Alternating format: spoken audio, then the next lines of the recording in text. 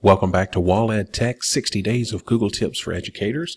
We're counting them down with number 46. We're going to go back to Google Forms for a minute and talk about how to make a question that jumps to a certain section of your form if you want to customize your form in that way. So if we take a look at our Google form we've been working in, I've set it up so that we have a question that says, what grade are you in? And then when the students answer it, their options are freshman, sophomore, junior, or senior.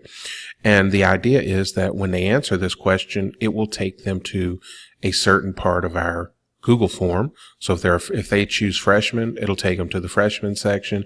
If they choose sophomore, and so on. So I don't want them to fill out the whole form, only the section that pertains to their grade level.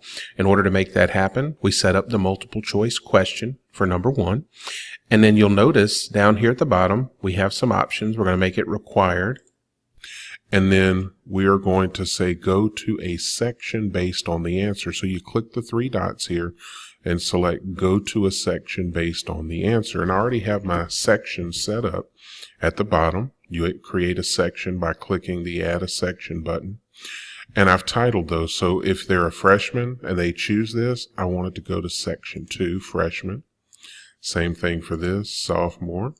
Same thing for this one. Go to the junior section and then the senior section. And then now at the end of each one of these sections, I don't want them to, if they're freshmen and they're done, I don't want them to go to the sophomore section. So I'm going to tell this, submit the form when they're done.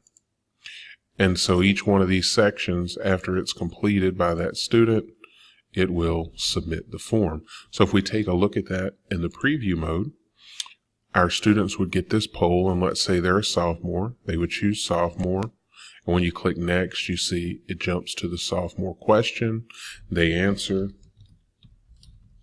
the question, and then they're submitting the form, and they don't even know that the other sections of the form exist. So that's how we create questions that are section dependent, and we can keep people only on the parts of the form we want them to answer. I hope that helped you, and we'll see you next time on Wall Ed Tech.